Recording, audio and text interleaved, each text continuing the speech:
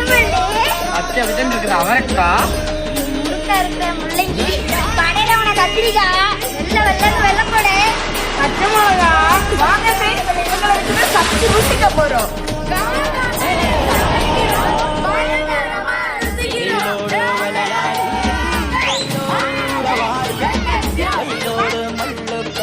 ஆட்டம் போட்டோமே